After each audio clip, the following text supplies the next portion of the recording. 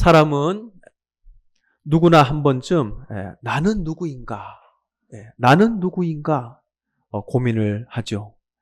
그런데 내가 누군가 아무리 고민을 해도 해답이 없습니다. 근대의 문을 연 철학자 데카르트가 나는 누구인지, 그리고 왜 살아가는지, 어떻게 사는 게 바른 삶인지, 내가 알고 있는 나는 객관적인 난가, 사색을 하기 시작했습니다. 데카르트를 비롯해서 수많은 철학자들이 나는 누구인가에 대한 답을 내기 시작했습니다. 소크라테스는 너 자신을 알라라고 말을 했고, 타고르는 내가 존재한다는 사실이야말로 확실하고 영원한 생명의 경탄이다, 그렇게 말을 했습니다. 하지만 수많은 노력에도 불구하고 데카르트는 나는 생각한다, 고로 존재한다는 결론에 다다를 수밖에 없었다는 것입니다. 왜냐하면 하나님께서는 우리가 하나님 관계 속에서만 인간의 존재를 알게 하셨다는 것입니다. 우리 인간이 하나님과 관계할 때만 내가 누군지를 알게 하셨다는 거죠. 우리는 누굴까요? 지금 답이 나왔잖아요. 따라합시다. 하나님의 자녀다. 하나님의 자녀다. 네. 내가 누군지 모르고 살아가는 사람들이 이 세상에 얼마나 많습니까? 그래서 내 주목을 믿고 내 실력을 믿고 내 통장 잔고를 믿는 사람들이 얼마나 많습니까? 우리는 하나님의 자녀입니다. 그래서 우리는 평생 하나님을 높이고 하나님을 찬양하며 우리는 하나님 백성답게 우리는 살아가는 거죠. 그러니까 우리의 영혼이 얼마나 기쁘겠습니까? 하나님 안에 있을 때, 하나님과 관계되어 있을 때만 내 존재가 누구인지 알게 해놨다는 것입니다. 그래서 우리가 하나님을 떠나면 우리의 마음이 공허한 거예요. 아무리 하나님 예배 안 하고 여행 가고 좋은 데 다니고 해봐야 잠시뿐입니다. 또 공허함이 찾아오는 거예요. 아무리 좋은 거 먹고 비싼 음식을 먹어도 좋은 데 가서 자도 만족이 없는 거죠. 왜냐? 우리 마음 가운데 하나님이 없는데 그렇게 다녀봐야 아무 소용이 없죠. 우리는 하나님 안에 있을 때 영혼이 기쁘고 우리의 정체성이 성립되는 줄 믿으시길 축복합니다. 우리 자아 정체성이 이렇게 우리가 하나님 안에 있을 때 우리의 목표가 설정이 되고 또 우리의 삶에 영향을 받게 되는 것입니다. 그래서 우리가 하나님과 함께 할 때 우리의 삶의 목표가 생겨나는 거죠. 어떤 돈 많은 사람이 있었습니다. 그런데 참 믿음이 얼마나 좋은지 교회에 와서 기도 제목이 있어요. 기도 제목이 뭐냐면 하나님 주신 이 부를 어떻게 하나님 기뻐하시게 사용할까요? 그게 기도 제목이래요. 이 기도 제목이 저와 여러분의 기도 제목이 되시길 축복합니다.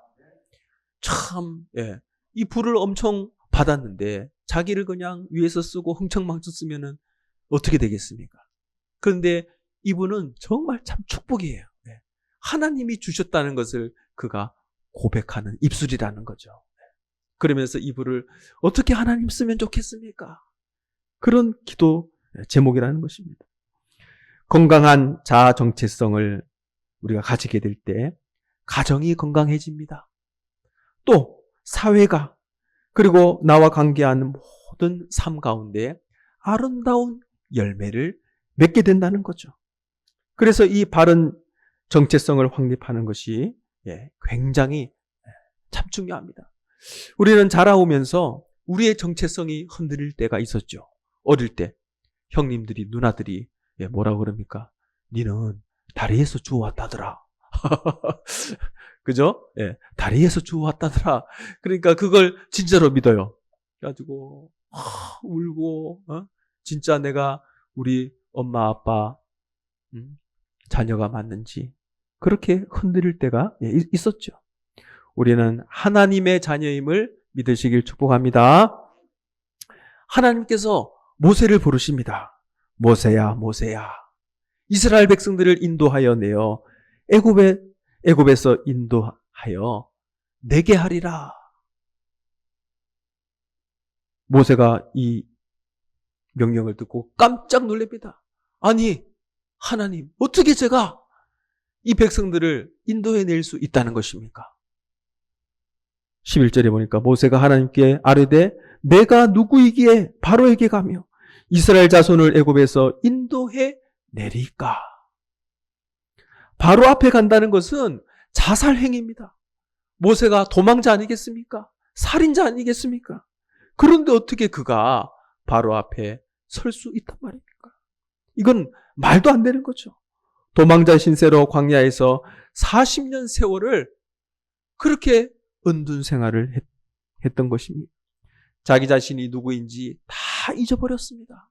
40년 동안이나 그렇게 도망자의 삶을 살다 보니 이젠 내가 누군지 다 잊어버렸다는 것입니다. 모세가 누굽니까? 요게벳의 어머니 요게벳의 젖을 먹이면서 그는 사랑받는 아들로 태어났죠. 하지만 그 아이들을 죽인다는 그 소식을 듣고 3개월 동안 집에서 숨겨 지냈습니다. 이제 더 이상 숨길 수 없게 되자 어머니가 갈대 바구니에 담아서 요단강에 버리게 됐죠. 얼마나 참 가슴이 아프겠습니까? 제발 고기밥이 되지 않고 이 갈대 바구니가 침몰되지 않고 제발 어떻게 해서라도 살아남았으면 좋겠구나. 그 간절한 마음이 있었습니다. 그런데 마침 바로의 딸이 목욕하러 나왔다가 그 바구니를 발견하지 않습니까? 이 모든 것이 하나님의 섭리 아니겠습니까? 이제 바로의 딸의 아들로 성장하게 됩니다. 성장하면서 얼마나 정체성의 혼란이 많겠습니까? 분명히 모세의 몸에는 히브리인의 피가 흐르고 있습니다. 그런데 자기 자신은 이제 바로의 딸의 아들로 성장하고 있으니 참 정체성의 혼란이 얼마나 많을까요? 어린 시절 모세는 요게벳의 품에 자라게 됩니다. 자신이 히브리인이라는 것을 어머니가 이야기해 줍니다. 그리고 너는 이제 이 민족을 구원할 그런 사명이 있다는 것도 어머니를 통해 이야기를 또 들었을 것입니다. 모세는 애굽 왕실에서 생활을 했지만 그의 마음은 항상 히브리인들을, 자기 민족을, 자기 동족을 생각하고 있었던 것입니다. 모세가 장성한 후에 히브리인들의 자기 그 형제들의 고된 노동 형편을 보고 있었습니다.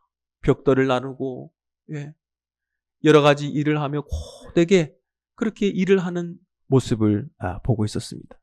그런데 그때 갑자기 애굽 사람들이 자기 민족, 자기 동족, 이 히브리 사람을 치고 있는 것을 목격하게 됩니다.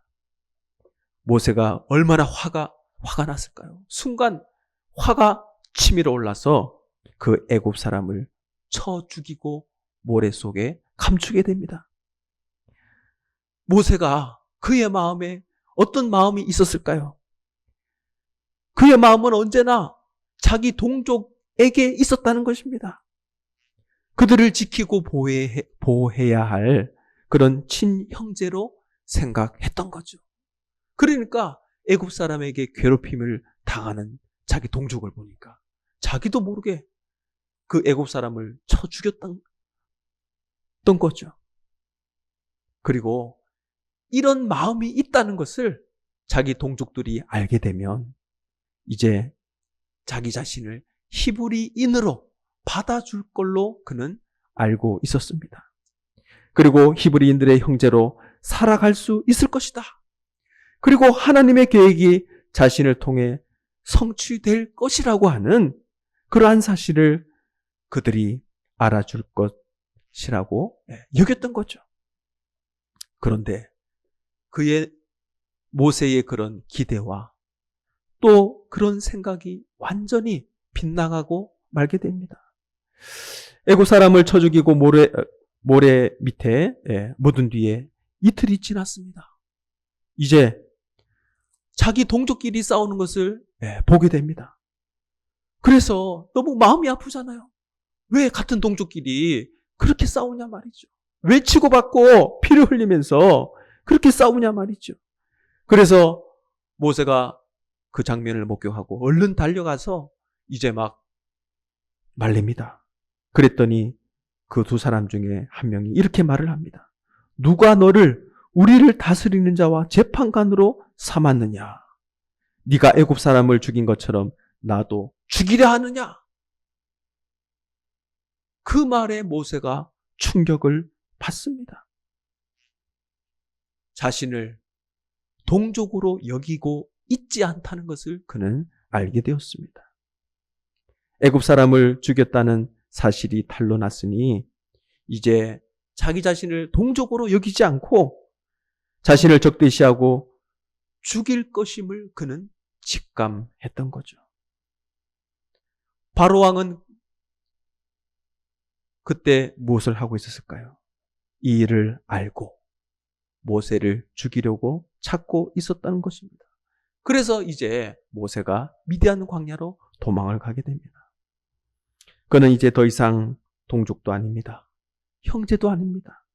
세상 그 어디에도 속할 수가 없는 그런 신세가 되고 말았습니다. 어쩌면 이 모세의 모습 속에 우리의 모습은 없는지요? 내가 속해 있다고 생각했던 사람들이 오히려 나를 적으로 간주하고 정죄당한 그런 경험은 없습니까? 누군가를 위해 위험을 무릅쓰고 최선을 다했는데 그들로부터 버림을 받은 경험들은 없습니까? 모세의 삶은 온통 혼란스러웠습니다. 어디에도 속할 수 없는 도망자가 되고 말았던 것입니다. 그런데 우리가 이것만 보면 참 모세가 얼마나 참 불쌍합니까? 그죠? 그런데 이 속에 따라합시다. 하나님이 만지심이 있었다. 하나님이 모세를 만드시는 그 과정을 우리는 신앙의 눈으로, 믿음의 눈으로, 하나님의 시선으로 볼 수 있어야 된다는 것입니다. 모세는 혼란스럽습니다. 이제 도망다니는 신세가 되었습니다. 얼마나 참 절망적입니까? 그런데 하나님께서 그를 만드시는 그러한 교과 과정에 있다는 것입니다. 저와 여러분의 삶 가운데 혹여나 이러한 삶의 모습이 있다면 하나님의 계획하심을 믿으시길 축복합니다. 모세가 고백합니다. 내가 누구에게? 바로에게 가며 이스라엘 자손을 애굽에서 인도하여 내릴까? 내가 누구에게?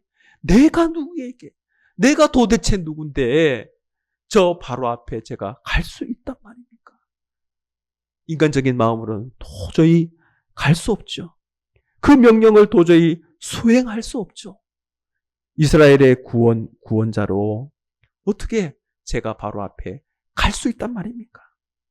그런데 모세는 한 가지 사실을 잊고 있었습니다. 따라합시다. 전능하신 하나님이 함께하고 계셨다. 그렇습니다. 저와 여러분의 삶 가운데도 전능하신 하나님께서 함께하고 계심을 믿으시길 축복합니다. 인간적인 생각으로 봤을 때는 도망자입니다. 살인자입니다. 애굽에서 이 이스라엘 백성들을 구원한다는 것은 도저히 불가능하죠. 하지만 역사의 중환자, 전능하신 하나님께서 모세와 함께하고 계셨다는 그 사실입니다. 모세 스스로는 아무것도 할 수 없는 게 맞지요. 살인자입니다.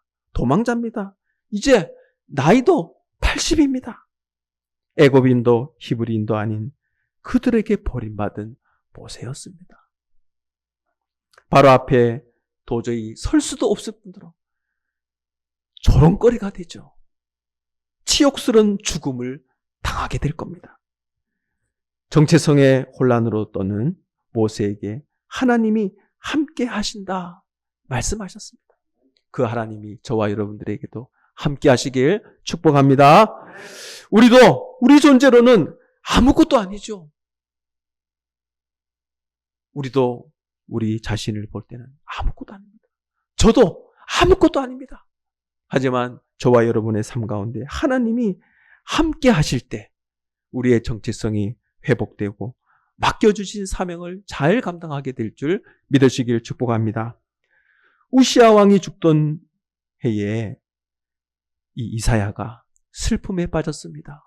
그래서 성전 위에 올라가서 이제 기도를 합니다. 그때 환상 가운데 하나님을 경험하게 되죠. 말씀만 보다가 이제 정말 하나님을 경험하게 됩니다. 그리고는 자기 자신이 죄인임을 고백하게 됩니다. 내가 누구인지 깨닫게 됩니다. 그리고 무엇을 해야 되는지 알게 되죠. 정체성이 회복되자 하나님의 부르심 앞에 내가 여기 있나이다. 나를 보내소서 고백하지 않습니까? 다니엘은 또 어떻습니까? 포로에서 끌려왔습니다. 하지만 그는 자신의 정체성을 알고 있었습니다. 나는 하나님의 자녀다. 내가 비록 포로로 끌려왔지만 내가 믿는 하나님을 나는 버릴 수 없다. 그는 목숨을 걸고 그의 신앙을 지켰습니다. 자, 목숨을 걸고 하나님 앞에 믿음을 지키는데 하나님이 가만히 계시겠습니까? 하나님께서 그냥 죽도록 내버려 두실까요? 아니죠. 하나님께서 그와 함께 하셨던 것입니다. 하나님께서 은혜를 입히셨습니다. 왕에게 사랑받는 총리가 되게 했던 것입니다. 다윗은 어떻습니까? 늘 전쟁에서 승리할 수 있었던 것은 그가 실력이 대단해서 승리를 했을까요? 아니죠. 하나님이 함께 계셨기 때문입니다. 무슨 일이 있을 때마다 그는 사람에게 연락한 게 아닙니다. 내 통장에 잔고가 얼마 있는가 확인한 게 아니죠. 내 주변에 얼마나 나를 도와줄 사람들이 많이 있는가 그것을 의지한 게 아닙니다. 먼저 하나님 앞에 기도했습니다. 저와 여러분이 무슨 일을 만나든지 하나님 앞에 제일 먼저 기도할 수 있기를 축복합니다. 기도가 차선책이 아니에요. 기도는 최우선적으로 해야 되는 겁니다. 대부분 사람들이 내가 할 수 있는 일을 다 해봅니다. 그리고 절망 가운데 빠질 때 기도합니다. 그게 아니죠. 가장 먼저 해야 되는 것은 하나님 앞에 나의 문제를 아뢰는 것입니다. 그러면 성령 하나님께서 그 문제를 해결해 주실 줄 믿으시길 축복합니다. 그래서 하나님께서 행한 일을 가르쳐 주시고 승리의 길로 다윗을 인도해 주셨던 것입니다. 사도 바울은 또 어떻습니까? 다메섹 도상에서 완전히 그는 하나님을 만나고 변화되는 삶을 살게 되었습니다. 뱀에 물려도 매를 맞아도 옥에 갇혀도 그의 입술에서 하나님 감사합니다. 하나님 너무 감사합니다. 매를 맞는데 여러분 감옥에서 매를 맞고 피가 철철 나오는데 감옥에서 바울과 실라가 하나님을 찬양하지 않습니까? 하나님이 보시기에 저 바울과 실라가 매를 맞아도 매를 너무 맞아서 어떻게 좀 정신이 어떻게 됐는가? 주변에 같이 있던 그 죄수들이 저자들이 오늘 매를 너무 많이 맞아서 정신이 나갔구나. 어떻게 그렇게 아픈데 쓰라리고 아픈데 피가 나는데 어떻게 찬양이 나오겠습니까? 하나님이 이렇게 고통 가운데도 찬양하는 바울과 실라에게 하나님이 가만히 계시겠습니까? 천군 천사를 보내시죠. 옥토가 흔들리기 시작합니다. 착고가 풀어집니다. 졸던 죄수들이 깜짝 놀래가지고 나 이제 죽었구나. 바울과 실라가 도망을 가면 나는 이제 죽겠구나. 오히려 바울과 실라를 지키던 그 간수가 칼을 빼서 자결을 하려고 합니다. 참 놀라운 일이 발생합니다. 고린도후서 4장 8절에서 9절 보니까 우리가 사방으로 우겨쌈을 당하여도 쌓이지 아니하며 답답한 일을 당하여도 낙심하지 아니하며 핍박을 받아도 버림받지 아니하며 거꾸로 됨을 당하여도 망하지 아니하고 그렇게 기도했던 것입니다. 하나님께서 함께 하심으로 죽음 앞에서도 그는 사명을 잘 감당할 수 있는 사도 바울이 되게 된 것입니다. 하나님과 함께 하지 않을 때 우리의 정체성은 흔들리는 거예요. 하나님이 아니고 그 세상의 어떤 것을 붙들고 도움을 요청할 때 우리는 불안한 겁니다. 하나님을 붙들 수 있길 간절히 축복합니다. 삼손은 어땠습니까? 나실인으로 그는 태어났습니다. 그의 사명이 있죠. 이스라엘을 블레셋에서 구원하는 게 그의 사명입니다. 그래서 어릴 때부터 어머니에게 교육을 받았습니다. 네 멋대로 살면 안 된다. 너는 앞으로 하나님께서 너는 해야 할 일이 있다고 말씀하셨다. 이스라엘 백성들을 구원하는 게 너의 사명이다. 그래서 시체를 가까이 하지 말라고 누누이 이야기를 해주었습니다.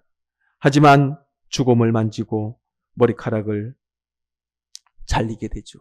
이방 여인을 쫓아다니다가 결국에는 두 눈이 뽑히고 머리가 잘려 나가는 신세가 되고 말았던 것입니다. 하나님과 함께 할 때 우리의 정체성이 회복되고 우리의 사명을 감당하게 될 줄 믿으시길 축복합니다. 한국 카이스트 대학에 유명한 박사님이 한 분 계시는데요. 박상민 교수님입니다. 이분이 얼마나 참 유명한가 하면 미국의 유명한 디자인 학교, 파스스 디자인 학교를 졸업을 했습니다. 세계에서 유명한 디자이너들이 다 이 학교를 거쳐서 나오는 거예요. 그리고 세계 유명한 디자인상을 다 석권했습니다. 아주 화려하고 아주 호화로운 그런 생활을 즐기고 또 많은 연봉을 받으면서 그렇게 살고 있었습니다. 그런데 자기의 스승인 노 교수의 글을 읽게 되는데요. 그 글에 뭐라고 나와 있냐면 현재 쏟아지는 수많은 디자인 상품들은 전 세계 인구 10%의 욕구를 상위 10%의 욕구를 충족하기 위한 또 하나의 쓰레기일 뿐이다. 얼마나 큰 충격을 받았겠습니까? 아니, 자기 자신이 디자인을 내고 팔리는 이 상품들이 상위 10%가 쓰는 쓰레기라고 그렇게 적혀 있는 글을 보니까 충격을 받았습니다. 박상민 교수는 90대 10의 법칙을 깨닫게 되었습니다. 하루 10,000원을 쓸 수 있는 사람이 10%밖에 없다는 것을, 그리고 나머지 90%는 하루에 2,000원도 쓰기 힘든 사람이라는 것을, 또 자기가 한국에 태어난 것을 감사하게 되고 또 상위 10%의 삶을 살게 된 것이 하나님의 은혜다라는 것을 그가 깨닫게 됩니다. 그리고 화려한 미국 생활을 미국 생활에서 잊고 살았던 이제 교회를 나가기 시작했습니다. 그리고 3년 동안 새벽 기도를 출석하며 하나님, 제가 누굽니까? 이곳에 하나님께서 보내주신 목적이 뭡니까? 무엇을 위해서 살아야 되겠습니까? 그렇게 기도하는 가운데 하나님께서 깨닫게 하셨어요. 뭐를 깨달았냐? 자기가 하고 있는 일에 대해서 깨닫게 하셨어요. 그가 디자이너 아니겠습니까? 디자인이 뭐냐? 디자인의 본래 의미를 깨닫게 하셨습니다. 우리가 보통 디자인하면 예쁘게 만들고 편리하게 만들고 세련되게 만드는 게 디자인이다 생각을 하잖아요. 그런데 기도 중에 깨닫게 하셨습니다. 디자인의 의미가 뭐냐? 어떤 문제가 있는 것을 관찰하고 분석해서 문제를 해결하는 과정이 디자인이다. 그리고 그 일을 하는 사람이 디자이너라는 것입니다. 그가 그것을 깨닫고 하나님께 너무 감사했습니다. 하나님, 디자인의 본래의 의미를 깨닫고 내가 이제 무엇을 해야 되는지 알았습니다. 그래서 이제 미국 생활을 정리했습니다. 예전에 연봉의 10%도 안 되는 카이스트 대학에 자원을 했습니다. 그리고 월드비전과 함께 나눔 프로젝트를 통해서 이제 아프리카에 가는 거예요. 디자인이 뭐라 그랬죠? 문제가 있으면 그 문제가 왜 생겼는지, 그리고 그것을 연구해서 그것을 해결해 가는 게 디자이너가 해야 되는 사명이라는 거죠. 아프리카에 물이 부족하잖아요. 이제 문제를 알았습니다. 그러면 문제를 어떻게 해결해 갈까? 연구하는 게 디자이너의 사명이라는 거죠. 그래서 그 물 부족을 해결해 주는 게 자신의 사명임을 알았습니다. 월드비전과 함께 나눔 프로젝트를 진행을 했습니다. 많은 곳에 물 해결을 도울 수 있는 정수기를 개발했어요. 흙탕물을 이만한 동그란 통에 담아서 집에까지 굴려서 오기만 하면 굴려오는 과정에서 정수가 다 돼버리는 거예요. 얼마나 좋습니까? 그죠? 필터가 필요 없는 거예요. 그 안에 필터가 다 들어가 있게 개발을 했습니다. 하나님께서 이렇게 지혜를 주시니까 많은 문제들이 해결되는 겁니다. 예쁘게 만들고 세련되게 만들고 그렇게 만드는 게 자신이 해야 되는 것이라고 생각을 했는데 완전히 생각이 바뀌어버렸습니다. 뭐 할 때요? 따라합시다. 기도할 때. 기도할 때 그가 새벽마다 나와서 기도할 때 그러한 놀라운 변화가 있었다는 것입니다. 우리의 정체성은 하나님의 있음을 믿으시기 바랍니다. 내가 누군지, 내가 또 무엇을 해야 되는지, 이제 내가 노년의 삶을 어떻게 보내야 되는지 하나님이 깨닫게 하시길 축복합니다. 저와 여러분은 하나님의 자녀입니다. 전지전능하신 하나님의 자녀입니다. 모세와 함께 하셨던 그 하나님이 저와 여러분의 삶 가운데 함께 하셔서 날마다 그 사명의 일을 감당함에 있어 기쁘고 감사하며 또 보람된 삶을 살아가는 우리 모두가 되시길 간절히 축복합니다.